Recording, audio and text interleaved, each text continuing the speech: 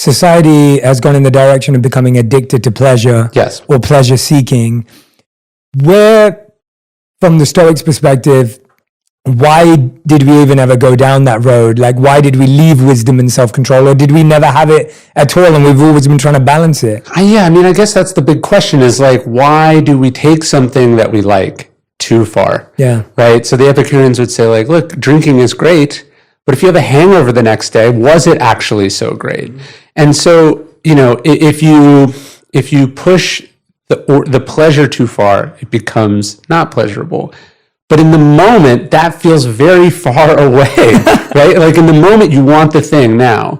Obviously, sex is this thing for people. It's like the thing you're attracted to in this moment. You're not thinking about the shame or the regret or the consequences or the pain or the loss or the grief. You're not thinking of all those things. You're just thinking of right now. So I think a big part of this is where the wisdom comes in, the ability to step back and go, what am I going to think about this after I get it? What am I going to think about this later? And realizing that your mind is very good at tricking you. Just as your mind often tells you, like, stop, you're too tired, you can't go any further, you actually have a lot less left in the tank. Your mind also tells you, you need this thing, you won't regret it, it's amazing, you know, whatever. Yeah. And it's really good at putting those blinders on. And so part of, I think, any meditative practice, any philosophical practice, any journaling practice is being able to argue with yourself a little bit, to step back and have that conversation about, well, is what I think about this true? Is the story I'm telling myself about this true?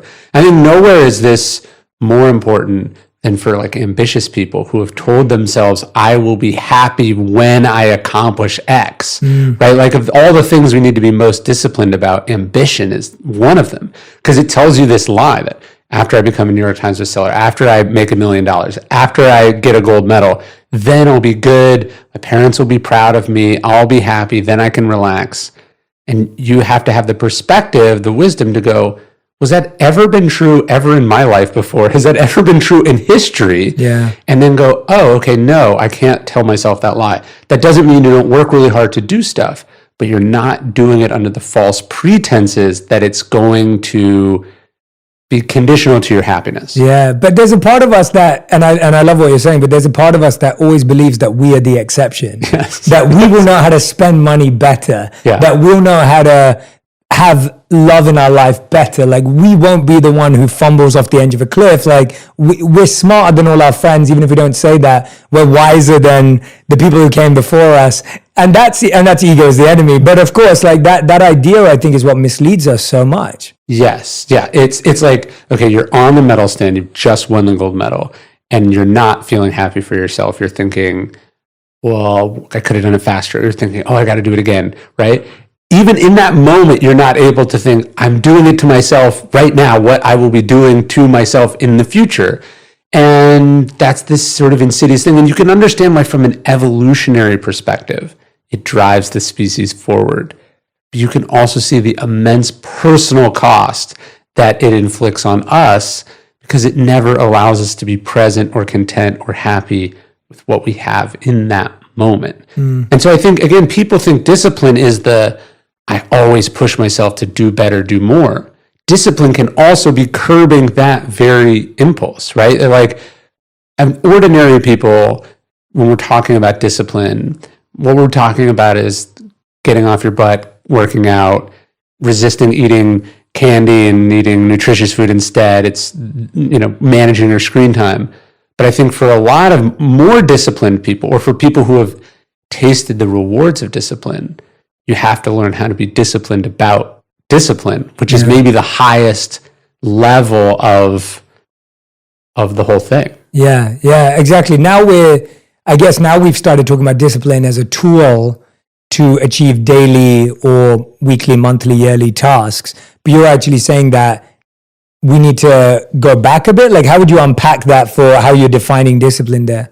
Well, it's like, what's the number one cause of injury for athletes? It's overtraining, right? So like, your ordinary person, it's like you're not training enough. You're not working hard enough. Yeah. But then at a more elite level, at a more accomplished level, actually the trouble is, hey, the race isn't for 6 weeks. Like, do you want to peak now, or do you want to peak at the right moment, right? Or this is just a practice session. You don't have to go all out. Or, it's a long season. Are you prepared for that? And so, discipline has to be balanced with sustainability, with rest, relaxation, recuperation, recovery, all these other things. And that requires kind of a spiritual discipline on not just, hey, I can run an hour without getting tired, but like, can I stop myself from doing that? Yeah. That's not what I should be doing in this moment. Yeah. And what I like about that is that I feel there's different phases and stages. Like in the first 2 years of my career where we would have met in New York, and we went on a walk once as well, I think, and we were walking around the city, and I remember talking about a few of these themes, but it was at that time in my life, I was working probably 18-hour days. Sure. Because I had to, in order to kind of break through that first level. Yeah. I was still disciplined in the sense that I would make time to eat to some degree and meditate, and I would make some time to do a few things of rest, but generally I was working 7 days a week, 18 hours a day. And I'm very grateful I did that. I don't look back and go, oh, I wasted 2 years. It was brilliant. But then in the last couple of years, I've taken my evenings back. And so I don't work after 6 p.m. It's just a rule. I don't want to work. I don't want to be on the phone. And I was talking to a friend, and it's exactly what you said. He was saying to me, he was just like, well, don't you get less done? And I was like, no, I get more done. Sure. Because I know how much I have to get done. I'm far more attentive and focused. And then I'm not working at 9 p.m. when I can rest and recuperate. And now the next day I'm better for it.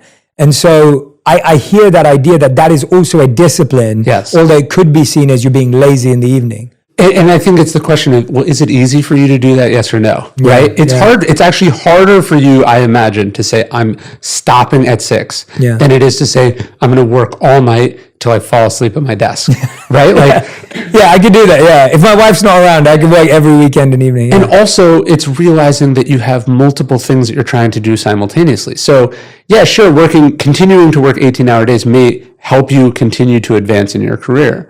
But if one of the other things you're trying to work on is to stay married, or to better yet, have a happy marriage, or you have children, or you have your health, or whatever, like you were telling me before we recorded that you got in at 3 a.m. last night. Let's say you're a person who always wakes up very early. Like I'm a person who wakes up early. Yeah, same. But then I also have to understand that sleep is a discipline.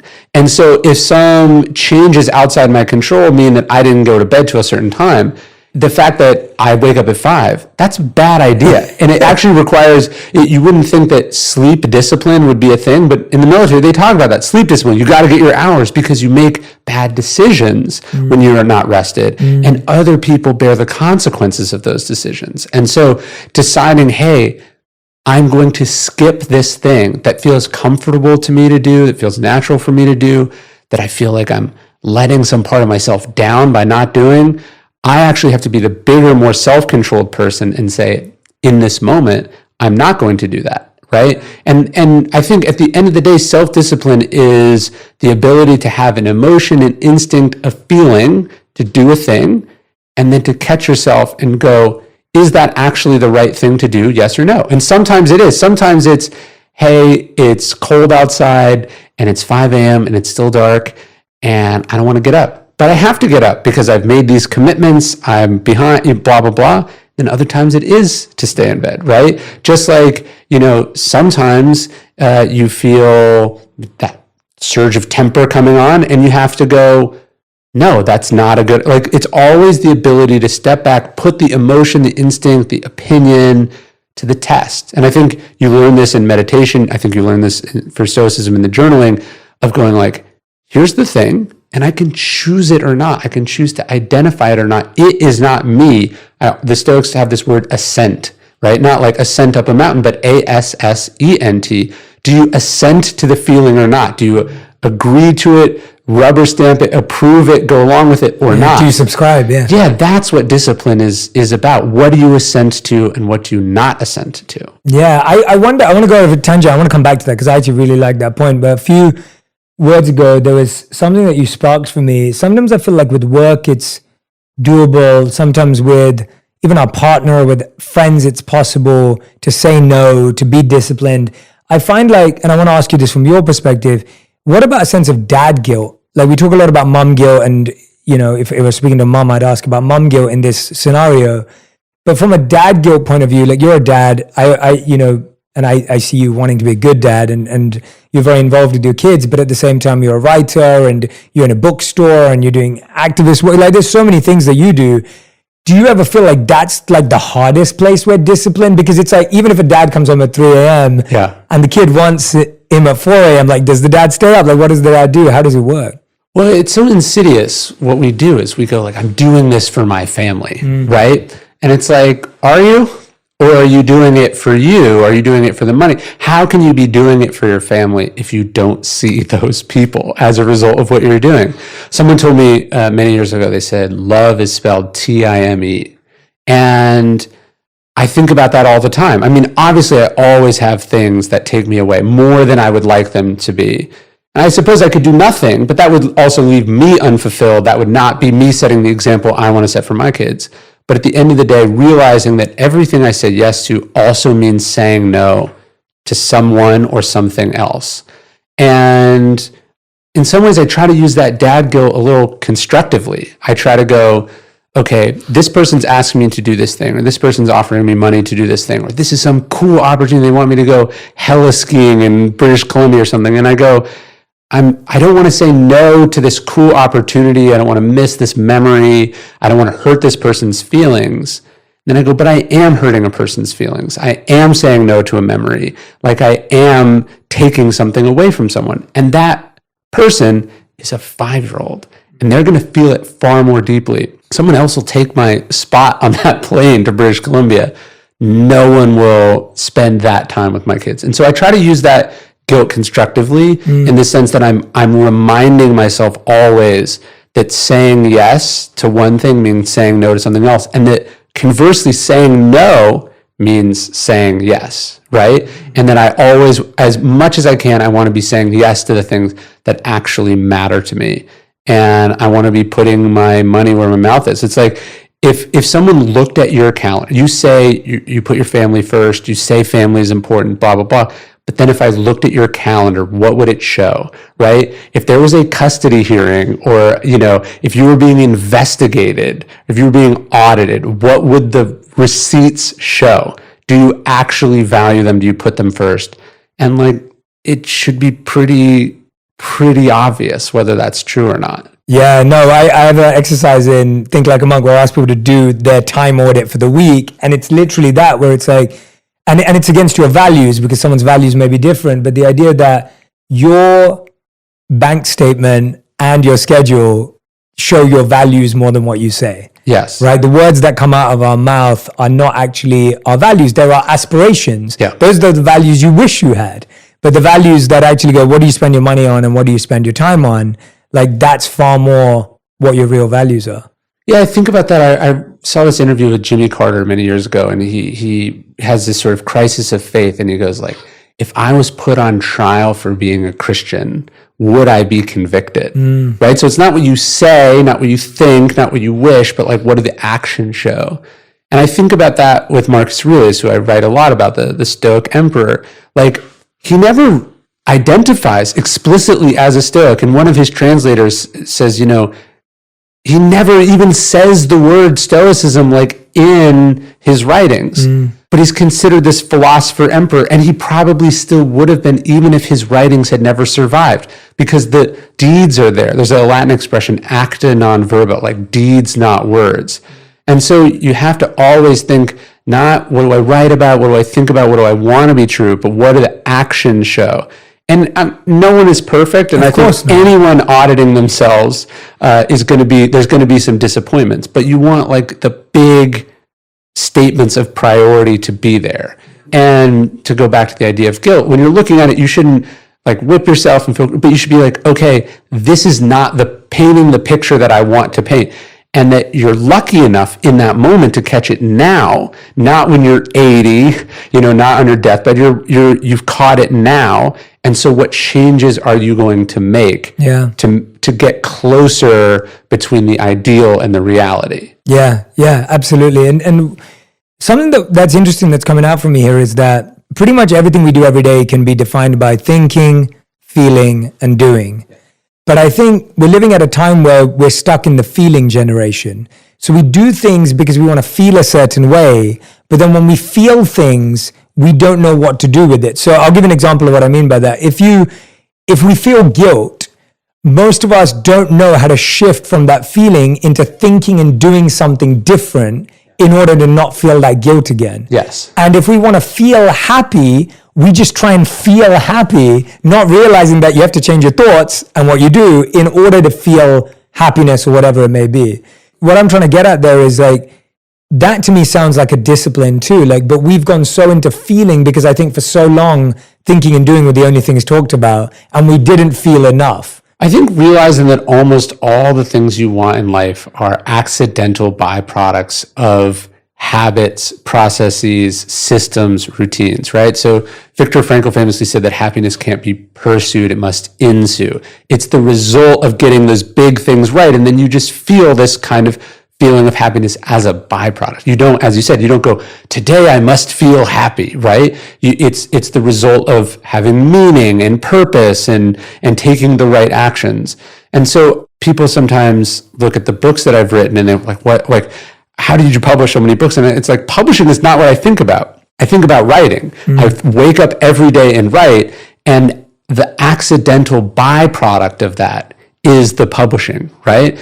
And so good habits, good routines, like if you want a happier home life, it's like, are you spending more time there? Are you how are you setting up systems or processes that the result is that outcome, right? You control what you put in, that the outcome happens or it doesn't happen. And I think so often we just, you're right, we just want the feeling. So we try to cheat it or steal it, or we feel guilty that we don't have it, when really you could start small right now and just get yourself closer to it.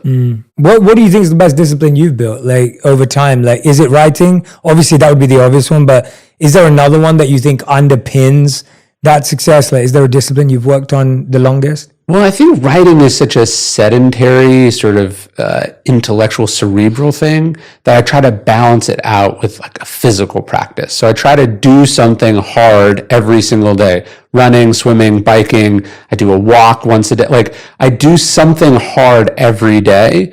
And part of what that is transferable back to the practice, right? Because again, it comes down to you don't want to do it. It's hard. It's not going the way you want it. But you've cultivated the muscle of being able to push through that. Like there's lots of claims about the health benefits of cold plunges, and they may or may not exist. That's not why I do it, right? Yeah. The muscle for me is the cranking of the knob, of the looking at the cold plunge at my house and going, it is going to be unpleasant to get in there, but I have the ability to force myself to do that. That's the muscle that you want to cultivate. Yeah. And I think, people want to be the person on the other side of that, but they don't realize that the way you do it is by just starting it. Yeah, it's so true. I can relate to so much of that in my own life. And when you're saying that, I feel like today, most of what I do, I'd say I spend like 75% of my life outside of my comfort zone. I am constantly doing things that demand more from me than I believe I'm skilled and able to accomplish. Sure. Yeah. And in a healthy way, in a good sense, because I feel challenged. And I feel that challenge forces me to grow my skills, which then meet a new challenge, and then that keeps growing. But then I find myself in my personal life often resorting to comfort because I need to kind of cushion the amount of pressure and stress. And so it's like this balance. For me, I'm at that place in my life where I'm like, okay, I'm pushing so much. I need my personal life to be super cushioned to some degree. It is interesting, right? We will take, and Seneca points this out in one of his letters, like we'll push ourselves, we'll take risks to succeed financially, to succeed in business, to succeed in our careers, to buttress our reputations. But then we don't want to do it in the other places where most of us would admit it actually matters, right? One of my favorite passages in Meditations, Marcus Aurelius says like, a better wrestler, but not a better forgiver of faults, a better friend in tight places. He's pointing out how we'll go like, yeah, I'm trying to, like, you'll talk to someone, they'll have this well laid out plan for how they're trying to increase their back squat or their mile time, or how they're trying to they've got these aggressive goals for their stock price, or how many copies they want to sell of this thing, or we have really clear financial and professional goals. And then in our personal life, we just wing it. Yeah, and I'm not saying that I didn't mean that, but I know what you mean. Yeah, I love that point. And I think the point is, like, you have to be challenging yourself in your personal life, also getting vulnerable, getting outside your comfort zone, having the conversations that you like. I think it's because our professional stuff is so much more quantifiable. And then there's other people are looking at it, whereas the other stuff is private. And so we hold ourselves to different standards. And you think about what that costs us in terms of a place you get to in your marriage in 10 years that had you thought more consciously about, or put 1/10 of the focus on. Maybe you could have got there in 1 year and then had 9 years of enjoying it. Yeah, no, that I fully agree with. And maybe I didn't clarify. When I said comfort, I mean more, apart from like my sleep schedule, I have so many routines that are already set up that I try and make my personal life more comfortable, because as in my individual life of my own self-care, because I find I'm pushing myself in so many areas. But I love where you took it to, because I think that's the critical one, right? It's like, what you're kind of leaning towards is most people will become people they don't want to be in order to achieve something. And that external pursuit often does that. By the end of building a $1 billion company or whatever it may be, you end up going, well, I don't even like the person I am anymore, or I've lost the person who I thought I was. Whereas the pursuit of doing it inwardly with your family, with your friendships, the openness that's required, chances are you'll become the person you want to be. Like, chances are you'll become someone that you're proud of being. And I think that's I want to dive into that. That is such a powerful way of looking at it. And you're saying it's because of the quantifiability, which I think there's truth in. I also think it's it's harder. Sure. It's harder because, like you're saying, there's no external reward. There's no number that proves you did it. And it's fluctuating way more because people's emotions, like anyone in your family and friends, you can't control it. You can control or master an algorithm or the stock market to some degree. But with a person, you can't do any of that because you can't set something up and then be like, you're going to stay this way. Well, it's like you get so used to the control and the power that you have from the mastery of your professional domain, right? Like when I sit down to write, I'm in control. I'm comfortable. This is a place that I have carved out for myself. When I am arguing with my wife, or I am dealing with a 3-year-old who's having a meltdown, I'm not in control. And I'm humbled by it, and I'm struggling with it. And I don't feel like I've got it because I have so much less. I've literally never done that before. And I'll have such a short window where I'll ever have to do it, right? It's not like, oh, I've been to this place in a book 12 times, right? Like I've only had one 5-year-old. And so, it's just so much more challenging. It's just a much more multi-dimensional, N of one, like difficult thing. And so it's going to demand more of you. And I think it's like, look, optimizing your professional life or maximizing your professional life, very unlikely to improve your personal life. But if you have optimized and maximized and improved your personal life, gotten your house in order, you're going to be better at what you do. Or you're going to care less in some degrees about things that used to bother you so much.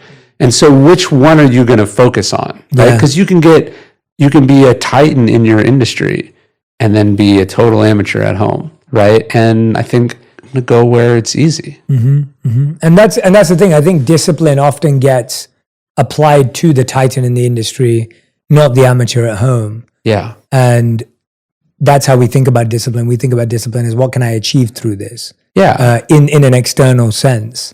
Yeah, and at least today, that's the language. And you can get away with so much more. If you're really talented, you can be a jerk, right? You can demand a lot of people because you're paying these people, right? Like, I'm not saying you should. I'm just saying that there's accommodations that are made for you. And sort of insidiously, the more successful you are, the more needed you are, the more accommodations you are. But there's none of that in the other area. And so there's some humility required, right? You're meeting equals on an equal playing field, and the discipline to say, like, I'm going to wrestle with that. I'm going to try to get better. I'm not going to allow myself to do these following bad habits. That takes a certain amount of self-control and focus and discipline. Yeah, I guess one of the biggest challenges with discipline is that we're trying to destroy a habit that we hate.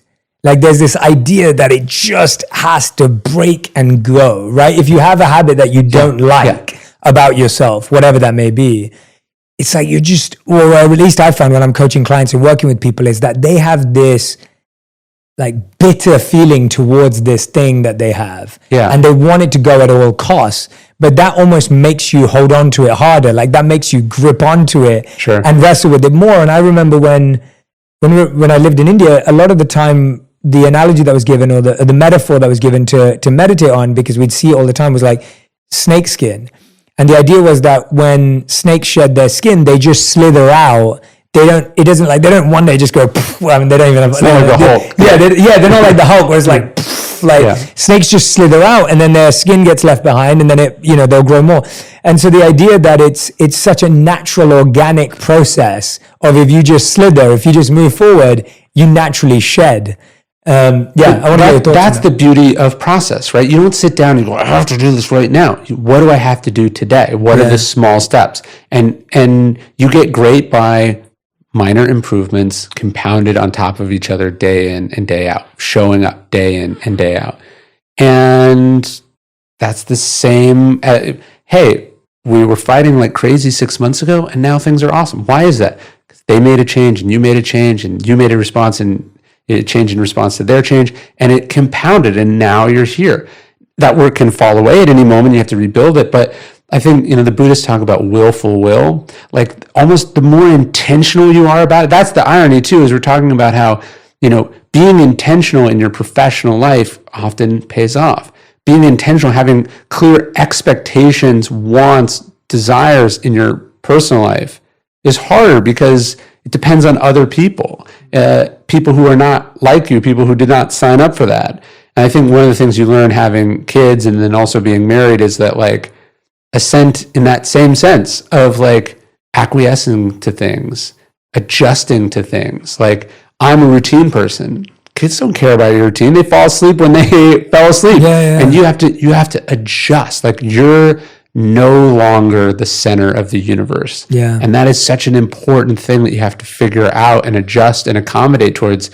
You're the master of the universe here, but that you leave that behind when you walk through the front door. Yeah, absolutely. I was talking to Amar from Yes Theory. I don't know if you know the guys at Yes Theory. Yeah, they're awesome. And we've had them on the show before. But I was talking to Amar the other day and they just released their project, Iceman. I think their documentary, first time, like their feature documentary. But he was talking about this and he was saying that when they built Yes Theory, the goal was like, how can we say yes to things we would usually say no to, right? Like that was the obvious point. And now he's learned that it's equally important to say no. But the part that really hit me when he was explaining it, I think we both vibe with the idea. He was saying that, and it's something you said earlier, he said, I have to start saying yes to the things I find hardest. And so he was saying that today, no matter how many marathons he's done, no matter how many crazy expeditions they've gone on, no matter how many countries they survive with no money, he said the hardest thing for him to do is sit with his thoughts for 15 minutes. Like he was like, that's the hardest thing. He goes, I don't look forward to doing that. He said, if someone told me to train for something, he goes, I look forward to that. But if someone told me to sit down with my thoughts for 15 minutes, he goes, I don't look forward to it. So that's what I'm doing. And he was saying that's why he's trying to build that. And he was like, that's his new definition of seeking discomfort. Because he said, when people come up to him and say, do you want to build like a $1 million company, $1 billion, he's like, I can get excited about that. But he goes, I don't get excited about it. Is that a good sense of people finding what discipline is for them? Or how do you see that? I mean, I think restraint is the hardest thing, right? Blaise Pascal in the 1500s said, all of humanity's problems stem from our inability to sit quietly in a room alone.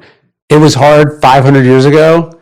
It's harder now when you have a cell phone in your pocket, when you could get on a flight and travel anywhere you want in the world, when there's unlimited distractions, opportunities, things to get excited about. Like, it's hard to hold the mind still, to be physically still, or maybe not to be physically still, but have the mind still while the body is in motion.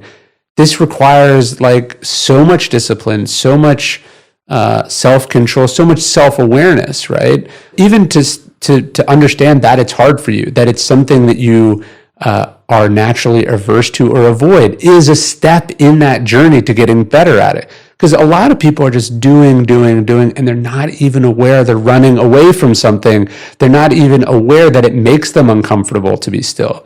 So I think we have to understand it's this journey, and that hopefully as you go, you get more and more comfortable with that. Because at the end of the day, that's the one constant in life. Wherever you go, there you are, as the expression goes. Like, you're there. And if you can't get comfortable with that, can't get in touch with that, you can't see what's there, I think you're going to wake up one day and realize, I did all of this stuff to get away from something that's been inside me the whole time. And that's very, very sad. That's the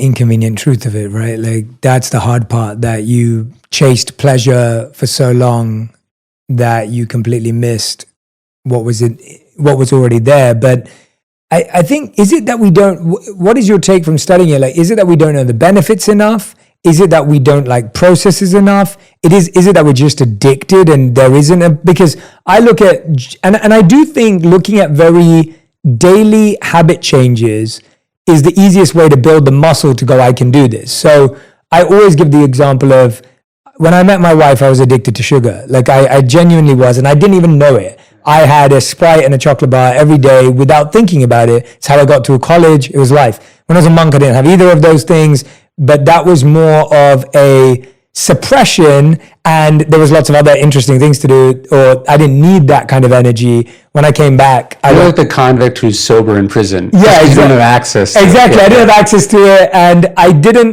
definitely built a discipline where I didn't feel like I needed it, but then when I came back to the real world, all I wanted was chocolate and sugar. And so when I met my wife, it's like, we've been married for 6 years now, together for 10. And she, like, at first she would just educate me. And like, she would just tell me, because she's a dietitian and nutritionist, this is her job. She's laying out all the dangers of sugar. Then she's like taking it out of the home, like it's not around anymore, it's not accessible. And then almost like it's taken 6 years, and I would say now I'm at a place where the habit has really transformed. That's like a 6-year journey. Yeah. And obviously it probably happened like halfway through, I'd say, like probably happened 3 years ago where I really started cutting out sugar. But it needed a coach. My wife was the coach. It needed a obedient or submissive student. I trust my wife on this area. It wasn't like, I didn't have an ego about it. She knows more than me about the body. And then on top of that, it needed a focus in the sense that in my health, we kind of did it one at a time without even trying. Whereas like we took out sugar first, we started working out next. Like she kind of did that even unconsciously. It just took so much. And I know obviously with the Stoics, we talk about mentoring and coaching, and there's always this cross learning. But I feel like now we're all trying to do it on our own. We are, and we're also expecting that it just happens, that it's this like epiphany. If knowing what to do was enough, everyone would be in great shape. No one would have any of these illnesses or problems that we have. It's so much more complicated than that. And I do try to remind people that it's a journey that you're on your whole life. There's passages in meditations where Marcus Aurelius is going, you're an old man, and you're still losing your temper. You're still worried about what other people think. He's like, you're still afraid of death, and it's almost here.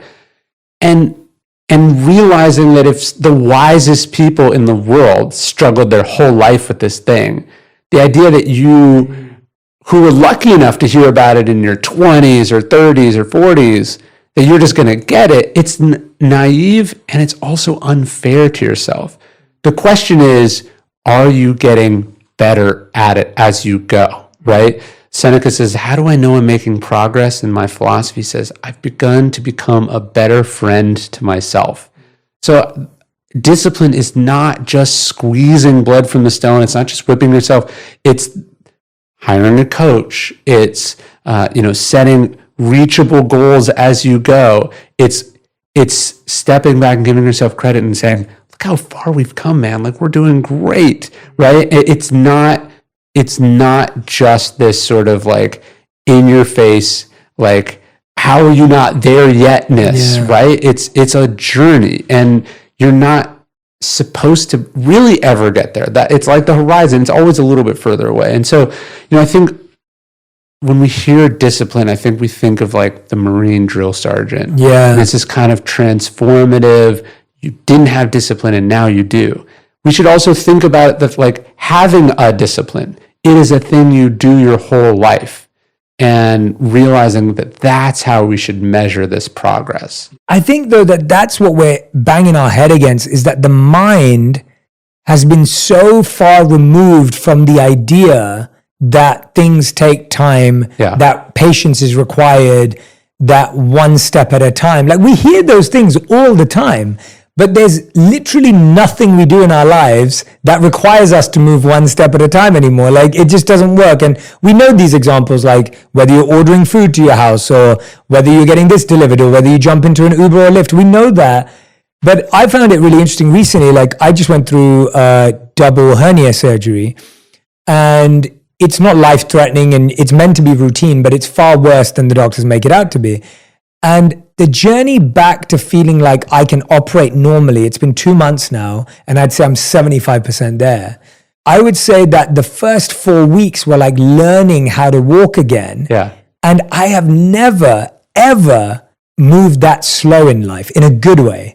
As in that every movement of the body or the mind had to be slow. Yes. Because if I moved fast, I could potentially relapse. Yeah. So I still can't pick anything above like 15 pounds. I'm not allowed. I couldn't for that first month, like walk for the first week, and then I had to shimmy for the rest of it. And I had to like, when I sat down on a chair, I had to be so mindful. I was like, wow, I thought I was mindful. Yeah. And having this surgery has made me the most mindful person ever.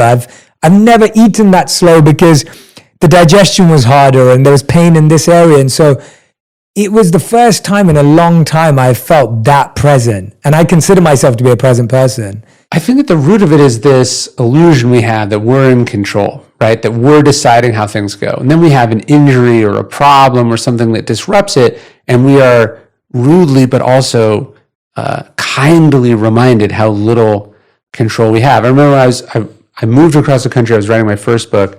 The 2 days before I was supposed to start riding my bike in New Orleans, I get stuck in the streetcar tracks. I go over the handlebars and I break my left elbow, and I'm left-handed. And so like all of the way that I was thinking about writing this book goes out the window for like 6 weeks. I couldn't get like the adrenaline or the endorphins that I needed just to function as a person. So I had to go on these like long walks.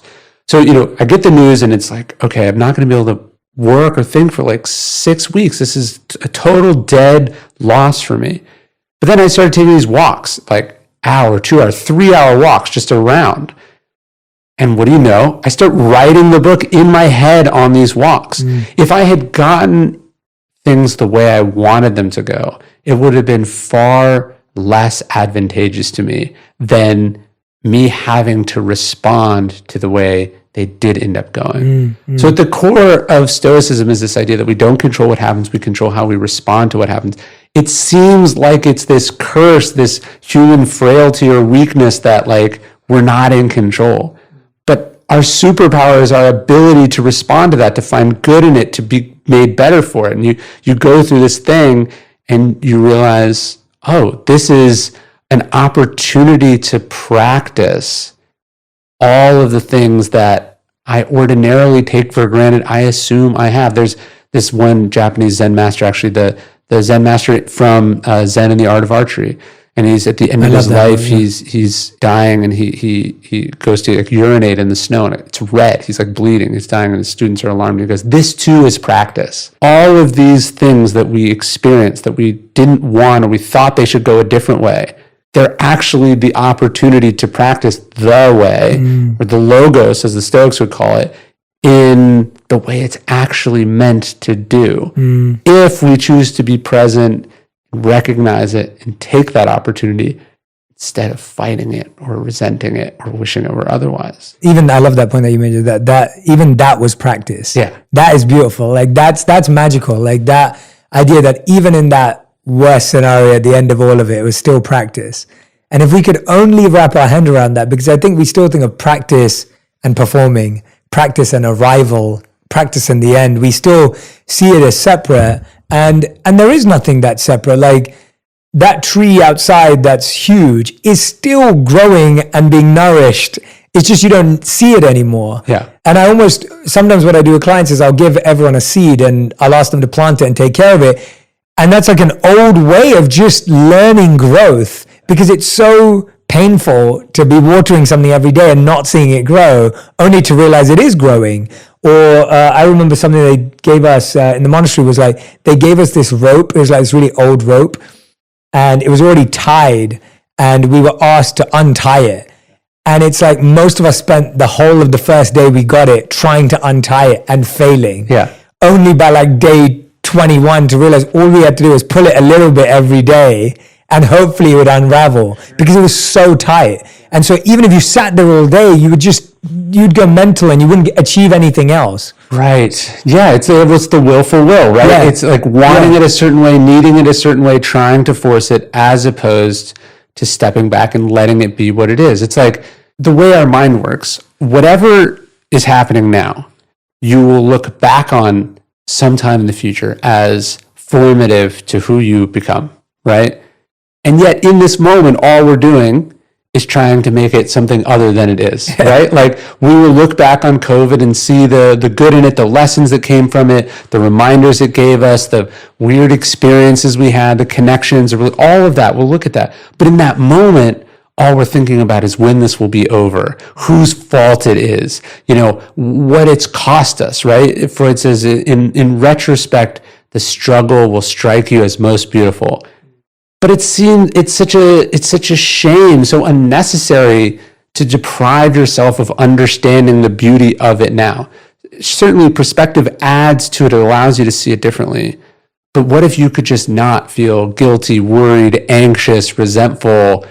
Like, in the future, this will be a story, right? You'll have learned, but you could give yourself the gift of at least some of that now by accepting it and just seeing it as what it is in front of you, that it's practice. Yeah.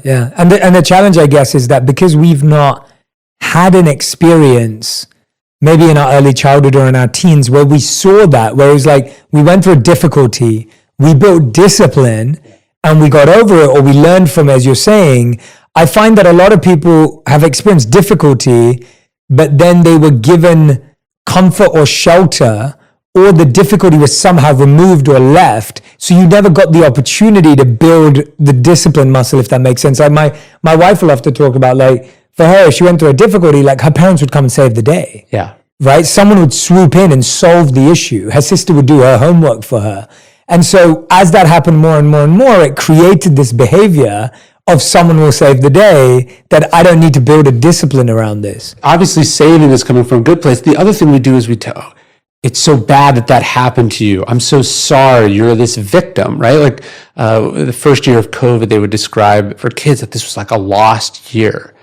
And I just remember thinking, like, how that language, patronizing, but also self-fulfilling that was for kids. Like when I would talk to my grandparents or old people that lived through the Depression or the Second World War, which were, by the way, a lot longer than COVID, they weren't like, oh, it was a lost time. It was a transformative, formative experience that in retrospect made them who they were, that maybe even if you'd asked them if they would have wanted things to be different, they would have said no. And we have the power to transform whatever we're going through into that thing. So yeah, by rescuing someone, you're depriving them of that thing, but also by telling them that there's nothing in this thing, that it's indisputably, inarguably bad, is to deprive them of the agency, the perspective, the gift that they have in front of them if they choose to see it that way. And we should emerge from this period, the very least, as you said, like if you haven't been through stuff like this before,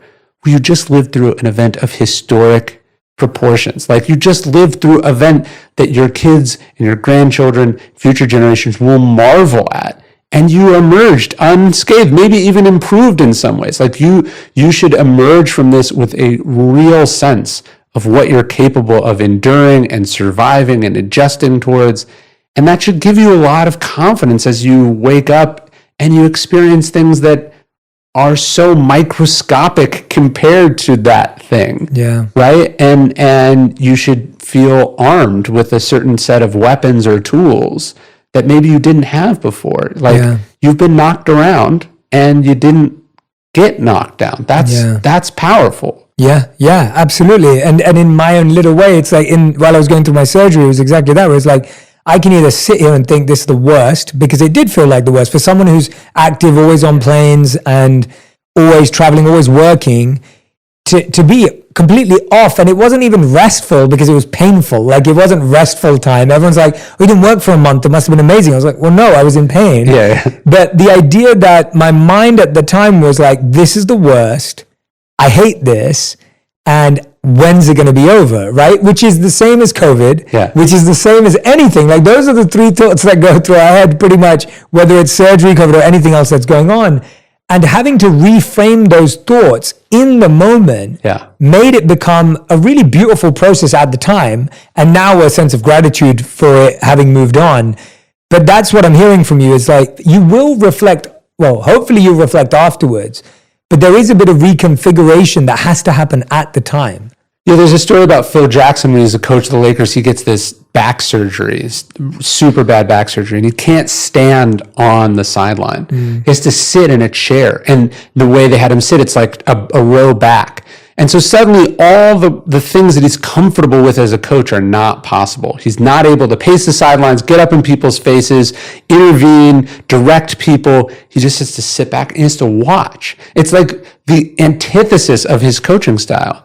And yet, and he's a sort of a Zen Buddhist sage guy, he realizes that this is practice. That he realizes that now the team's having to come to him. Now the team's having to solve some of the problems. He's having to explore a different way of communicating. He's having to communicate verbally better than physically. It's a way to change, adjust. He's forced to do it differently, and thus learns some things he wants to continue doing differently, now realizes he was taking for granted certain things that are actually super important, right? And so you can always take from this, like, it's this forced lifestyle experiment. Just see it as that, right? Like COVID, the biggest forced lifestyle experiment in human history. Things that people said were impossible had to become possible. Remote work, e-commerce, all these things.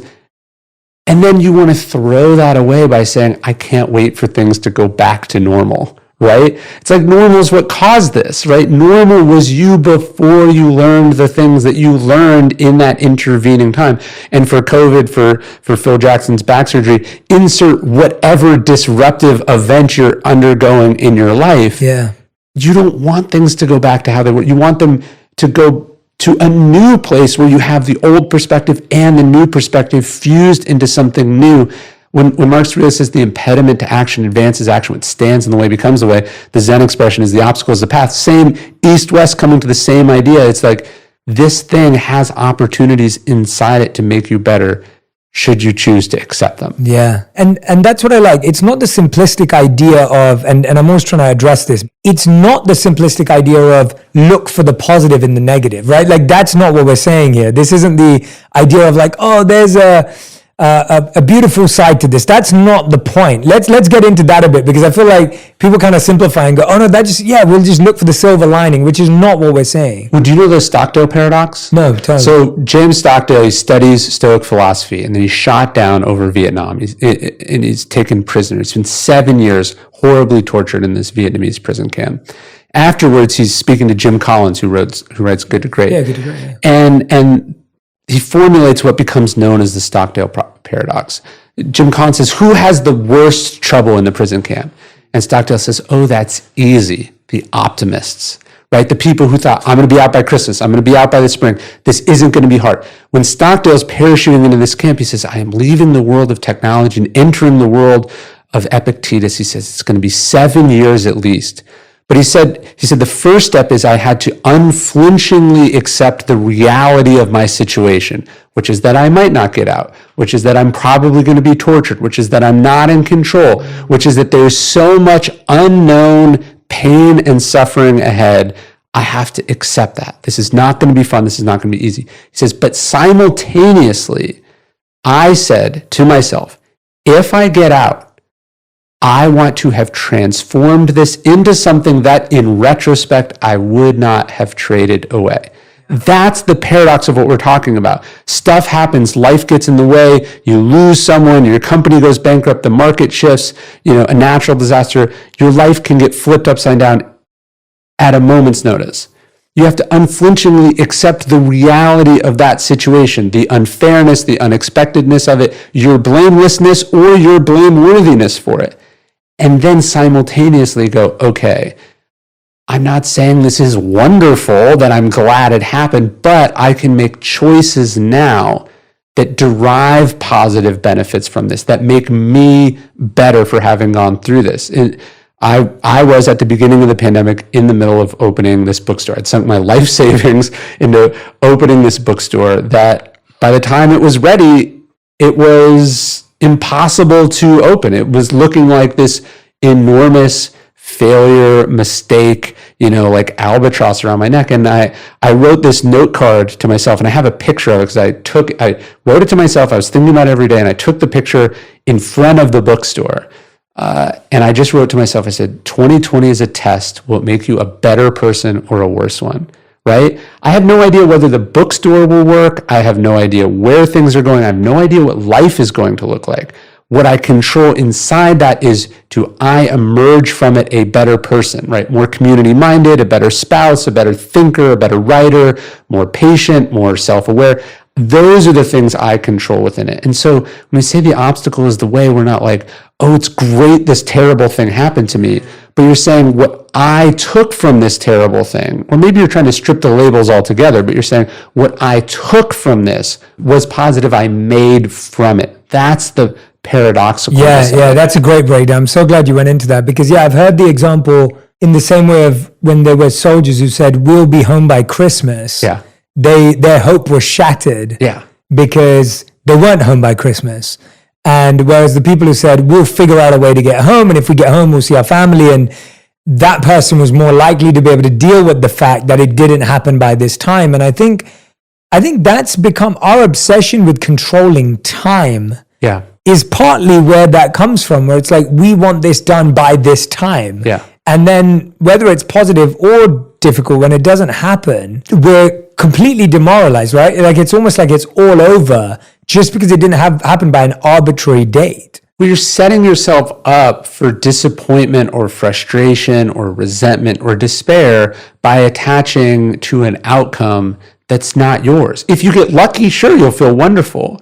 But if you work for years on a book and success or failure of it was, did it win awards? Did it sell lots of copies?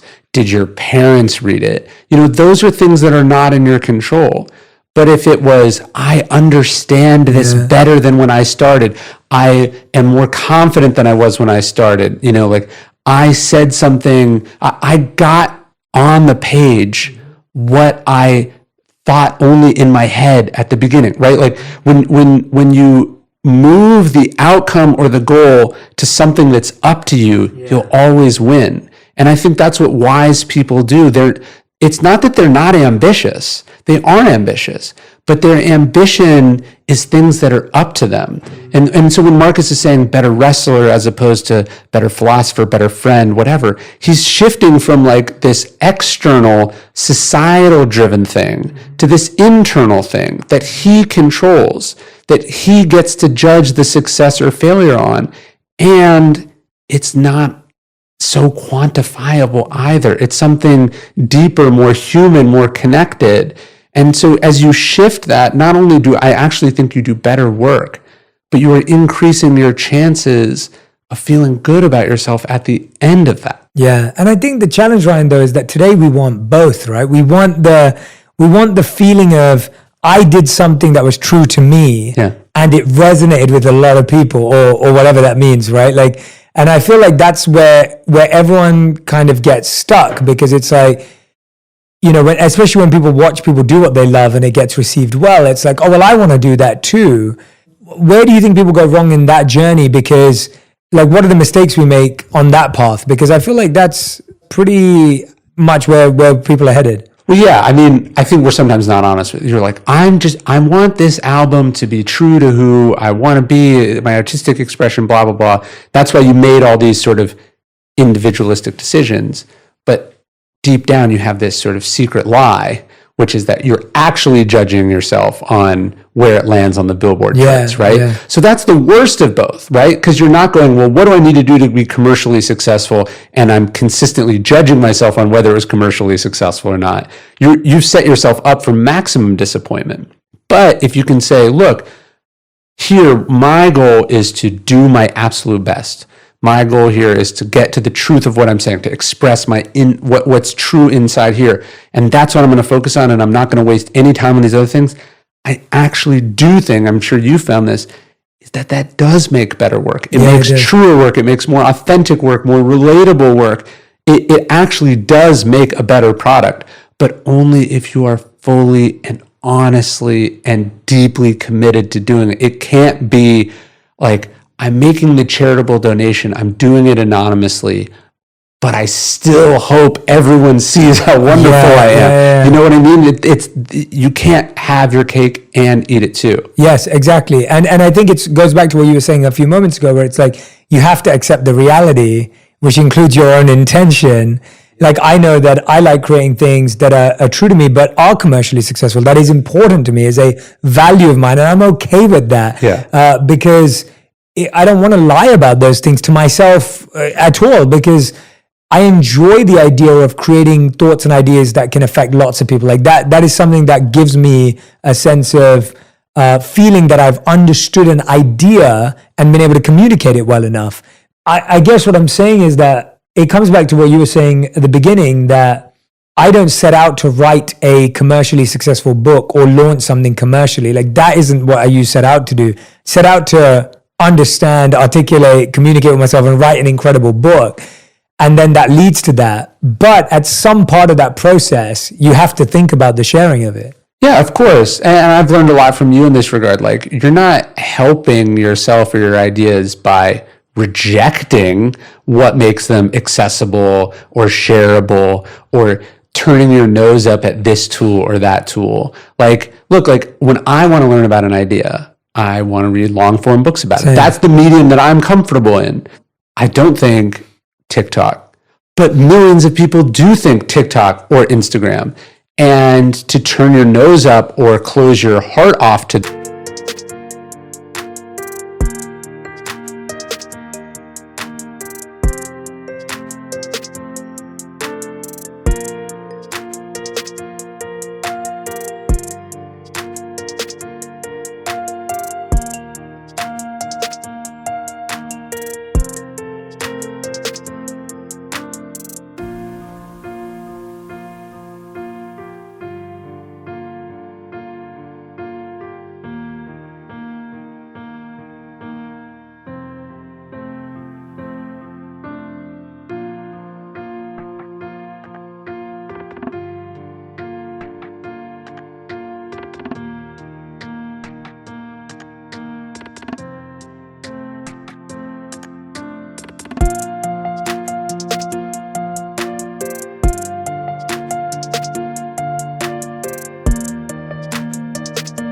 those people because they're not like you is not just snobbish, but if you actually care about the ideas, it's selfish. And so I don't think they're mutually exclusive, but I also think if you're on those platforms and you're letting the algorithm decide what you do and don't do, Correct. You are sacrificing the whole reason you became a creator in the first place. Correct. Absolutely. And I think that's the balance, right? It's like there's people who just completely sell out for the algorithm. And then there's the selfish creator or the snobbish creator on the other end who thinks they're too cool. Yeah. Like, it's kind of like this badge of honor where it's like, oh yeah, I don't need to do that. Like, I don't care about, and I'm like, that defeats the whole point, because I'm hoping this book was a compassionate expression of service, hopefully. And maybe it wasn't. Maybe it just was a selfish, arrogant move of professing your ideas, and that's like the best thing about it. And so you have sellouts on one end and you have selfish on the other end. And to me, like, service is kind of in the middle, where it's like, service means I understand people's needs and interests and concerns and where they're at, but I always have to serve them what's most beneficial. Well, it's like you meet people where they are. Yeah. And like, there's almost a greed to it. It's like, well, I wrote in a book. If you want to hear it, you can buy it, right? Well, what if they're not ready for that? What if they're too busy for that? What if they already did buy it, but they just need a reminder of it, right? And so there's different, just in the way that like, look, I also read in English. That's the only language that I speak. But I don't turn up my nose at all these different translations. I go, oh yeah, there's a process. These ideas get translated in those languages and they reach people who otherwise wouldn't have consumed it. And understanding that different people have different native languages. Some people like audiobooks. Some people like podcasts. Some people like this social network or that social network. And that by thinking that, you know, one is superior to the other. In fact, you should be translating your work in all these different areas, long form, short form, audio, video, text, what you should be everywhere that's possible, and understanding that the win is that the ideas are reaching people and helping them in their life. If some of those things translate to sales or followers, great. But like, I always think about like, again, what is success? At the end of the day, like, if your thing sold 0 copies, but it changed the world, you'd be like, that was a win. Totally. So why don't you just do the stuff that changes the world and trust the process that you'll probably be able to make a living. Absolutely. And most things that do change the world or have an impact started non-commercially, right? Like in that sense of, especially creation or ideas. I mean, maybe not businesses, but ideas, like when I started creating content, even the first few interviews I did with you, like that whole NASDAQ, I never got paid for that whole series. Yeah. I was interviewing authors every week because I was fascinated by the idea that I get to sit down with people that I find interesting. You're also putting in your hours. You're getting good at this thing. Yeah, exactly. And you're getting good at it. You're enjoying it. You get to meet awesome people. And even when we did the show at HuffPost, I was leading the show of what kind of show we wanted it to be. It wasn't like it was already set up. And so, I look back and I think like all stuff that had an impact and grew was always from that deep intention, pure intention of, I want to create something that will hopefully help people have these conversations. And that was what it was for me. I felt when I started creating content, there were so many people who had deep, thoughtful conversations offline, but there was no spaces online really to have those, or there wasn't a piece of content you'd send to your friend and be like, did you see this? Like, have we talked about this? And I wanted to create an excuse for people to have more meaningful, thoughtful conversations based on ideas. I mean, look, I think at the end of the day, it's like you create a lot of value, and if you can capture a small percentage of it, you're good, right? Like I think about Craigslist, like the vast majority of stuff on Craigslist has been free since the very beginning. And yet Craigslist still makes $1 billion a year in revenue. Like when you create a lot of value, I create so much content, and like the only part that is not free are the books, right? And the books fund that work, and then that work also funds the books. You're creating kind of a flywheel of stuff. I was thinking about one of my books that hasn't sold as well as the other books. Which one is it? Lives of the Stoics is different than my other books, but I personally use and then also have reused stuff that I learned while writing that book almost every single day. So like the monetization, to use that word, the value creation there was a personal one. And the book is done extremely well by like any sort of standard, but like the primary beneficiary was me. Yes. And again, whatever you're doing, you can say, look, the primary beneficiary of this is me having gone through it, changing, developing, learning. And then the byproduct is that I paid my rent, or that like, this happened, that then you've won, and all the stuff that's out of your control is the extra. Yes. That's where you want to be. Yeah, I can agree more. And that requires just so much. I think that requires refining of the intention. It requires having a sense of belief and confidence. I think for me it was the other, and for you too, from your journey that we've talked about before, like I spent 10 years doing this without any followers or without any commerciality to it anyway, because it was all offline. Yeah. And it was speaking to rooms of 5 to 10 people if they showed up. And so it was like, for so long I was doing it without any care of how far it went, because it was just so powerful. It was so beautiful to live in that world of, even if I had one meaningful conversation with someone after an event, that would make my day. Like I'd talk about it for weeks. Let me ask you this, because I've been thinking about it lately. Yeah. The work that you're doing now, or that I'm doing now, is the result of work you did a long time ago. It's a lagging indicator of sacrifice and commitment and study and practice from however long ago. sometimes what keeps me up at night is I go, but 10 years from now, 15 years from now, am I putting in the work doing this stuff now that will pay off then? And how do you know? How do you know if success is this lagging indicator or growth is this lagging indicator of commitment now? How can you be sure that you are paying your dues? Yes, I'm so glad you said that, because I've been talking to my team about a few things that we're doing. I've literally asked us to find 3 new coaches. Like I've literally gone, I've always learned through one-to-one coaching or mentorship. Like that's my favorite, apart from books, that is my favorite way of learning. And especially when it comes to self-transformation. So I love ideas through books, but when it comes to me actually changing, I'm better when I'm working with one person and getting mentorship or coaching. So you're thinking about who are your teachers to get you to the next level, a level you might not even know exists yet. Correct. And so I'm trying to identify those people right now. So when I was a teen, I was reading Malcolm X, Martin Luther King, Steve Jobs, right? Like, well, Steve Jobs a bit later actually, but Martin Luther King, Malcolm X, like that's who I was reading at 16 years old.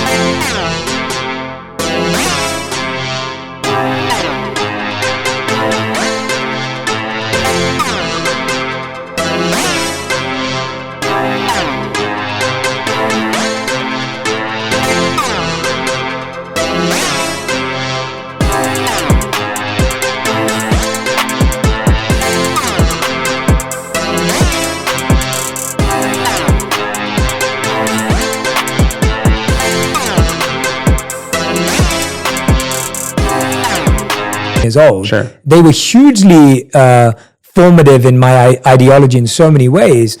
And then in my 20s, obviously I lived with the monks. So that was hugely that. And then went to public speaking school when I was 11 years old. So that has lasted far too long and needs to be refined again.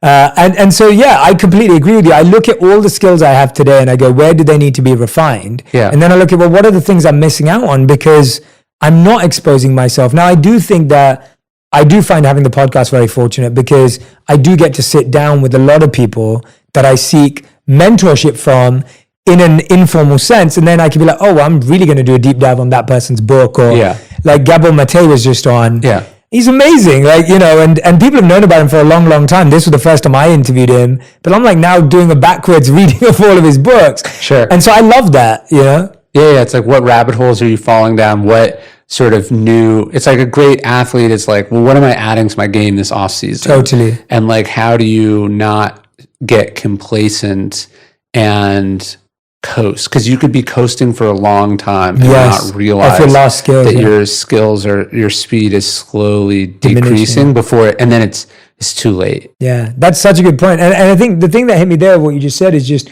it's also what skills do I need that I'm not trying to see the results now? Yes. Like what is something I'm happy to let kind of simmer and build and just organically grow rather than like, I'm going to learn this skill because next week we're going to launch this thing. Like that's not what I'm talking about. Well, all the things you were talking about that made you who you were, those were never means to an end because the end was inconceivable, right? Like, it didn't even exist. Absolutely. But somehow it was the perfect like training montage for who you became. And how do you make sure the montage is continuing as opposed to this once in a formative thing? And then, you know, every once in a while I'll do a talk and like, it's the person before me, you're like, oh, you've been doing this a long time the exact same way. And you stopped. And you don't want that. Yeah, exactly. And I think partly that's also me allowing myself, at least for me, and I'm only talking about myself, but I think this is helpful for people. I think you have to allow yourself to become different things and giving yourself permission to follow that bliss, as Joseph Campbell would say, because, right, for example, when I wrote Think Like a Monk, that was the kind of end and beginning of a new journey in my life. Like I was kind of encapsulating what I've learned of the last 15 years. And then it was like, well, now I'm in a new space. Like I'm a married man now. I'm a business person. I'm so many more things. And so it was almost like me saying, okay, well, I'm going to put this wrapper on this right now. And now my next book's all about love. And there's loads of people going, Jay, like, why are you writing about love? Like, why? And I was like, because I'm fascinated by love. Like, and I'm okay with answering that question of why love. I don't want to continue to write books. I mean, by the way, the love book is full of wisdom I learned during my time as a monk. Of course it is. But the point is that I don't want to be defined by that. And I don't want to limit myself to any human experience, because then I'm basically saying I have to be this. And that's what performers do. Yeah. I have to play this character for the rest of my life. And then you get typecast in your own life and you don't let yourself. And I'm like, maybe my next book will definitely not be about love. I know that for a fact my next book's not about love, but I'm okay with that. Like, I like the idea of I'm letting myself go in the direction of whatever I want to become, because why would I limit it now? When we talked about, like, cranking the shower handle, that's a muscle, right? My first book was about marketing. Yeah. I could have sold my next book about marketing, my next book about marketing. I could be still doing that. I could still be speaking about that first book. And when I went to my publisher and I was like, I want to write about this obscure school of ancient philosophy, they were like, what?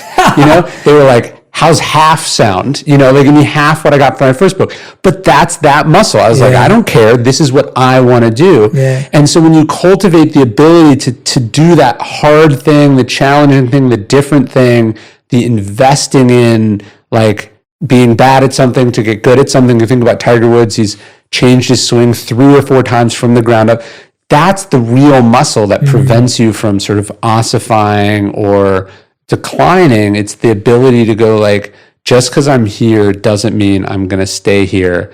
I want to try and do something radically new or different that I hope will work commercially, but I know personally I will emerge better, right? Like let's say that the book doesn't work. I'm sure it will. Let's say it doesn't work, but you're like, hey, my marriage is better as having done it. That's a win from top to bottom, right? And then, you take that with you as you go. For me, writing it, I wrote a completely different book than the one I thought I was going to write. And I wrote it 3 times. And the first time it was too raw and probably too, like, it was probably too tough a read. And the second time it was too shallow. Like, it was totally, like, not what I would want to do. And then the third time we got the balance right. Yeah. It's funny what you said about earlier, like the discipline of trying to get out of doing things wrong, but the discipline of ambition. Once you've had one success in anything, most people grip onto it because now you've had a taste of it. Yeah. And now you're scared that if you don't be that person, you will lose it. And I just wouldn't want to live that way, because then you are just acting and not being. It's like, what you think that having the success, proving yourself, should make you more courageous, less risk averse, because now you've done it. But in fact, the opposite is true. Yeah. Right? This is where courage and discipline are related. It's the opposite. Now you have something to lose. Now you don't want to change, go in a different direction, because the expectation is set with the first one. So you imagine how scary it is. Tiger Woods, you're like, you're the best swing in golf, and you're like, but I think it could be better, but I'm going to have to go have a bad swing for months to get to the other side of that. And so the ability to say, I decide whether I'm successful or not the external results. And that's why I'm willing to go down this detour, try things differently, do this. That is that sort of key skill, and courage and discipline have to be related. They complement each other. And like, it was comfort. My first book came out, it debuted on the bestseller list, it was controversial. But if who I would be today, if I continued down that road, would be a caricature of that first person, because it would have been a copy of a copy of a copy of a copy. Instead, I went towards something that was interesting to me, which opened up another thing that was interested in, and that, like, I wouldn't be who I am had I done the safe thing. And so they say all growth is a leap in the dark, right? You have to continually take that leap. And one of the things I hope you learn when you do that is, first off, it's not as scary as you thought. But then sometimes, like, it doesn't work, and you go, oh, but I feel great about it. And then it decouples external recognition from the internal process. And then you go, yeah, I just do what I want. I do where it takes me. And a lot of times it works out, sometimes it doesn't, but it's called being a creator for a reason. You're making something. You're the leader. You're not a follower. Well said. Ryan, this has been so much fun diving in with you. We were talking for ages. I had no idea where the time went, but it's been such a joy just always, like, just getting into it with you. And I hope that everyone who's been listening, I hope you go and grab a copy of Discipline is Destiny, The Power of Self-Control. by Ryan Holiday, and of course, any of the other books that we've recommended before on the show. If you love this episode, you can go back and listen to a ton of other episodes with Ryan. And again, I hope today's episode, I tried not to do, for everyone who's listening, and I've been trying this more recently, I tried not to do a systematic conversation of breaking down how to build discipline, and which, I've been avoiding that kind of hack kind of conversation recently, which I think you've been really resonating with, because I think sometimes the penny that needs to drop isn't the how-to, it's kind of like the churning of the idea in your own self of coming closer to what it truly means for you and making sense of it. So that's been my attempt, at least, and I hope that's coming through. I hope you enjoyed this. Please do give me feedback on Twitter or Instagram. Tag Ryan and